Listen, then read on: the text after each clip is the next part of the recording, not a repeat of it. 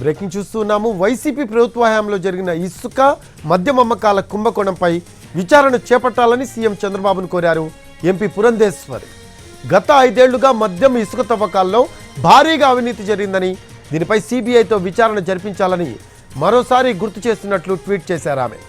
నాణ్యత లేని మద్యానికి వేలాది మంది అమాయకులు బలయ్యారన్నారు. అక్రమ ఇసుక తవ్వకాలతో ప్రకృతిని నాశనం చేశారన్నారు. ఈ మొత్తం వ్యవహారంపై సిబిఐతో విచారణ జరిపించాలని మరోసారి గుర్తు చేస్తున్నట్లు ట్వీట్ చేశారు పురంధేశ్వరి.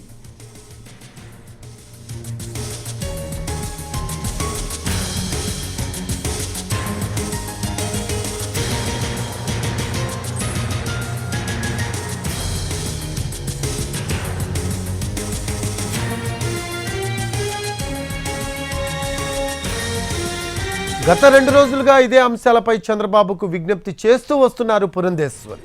ఇసుక తవ్వకాలపై విచారణ జరిపించాలి అంటూ నిన్న లేఖ రాశారు ఆమె. అంతేకాదు నేషనల్ గ్రీన్ ట్రైబ్యునల్ ప్రమాణాలతో ఇసుక తవ్వకాలు జరిగేలా చూడాలని విజ్ఞప్తి చేశారు ఆమె.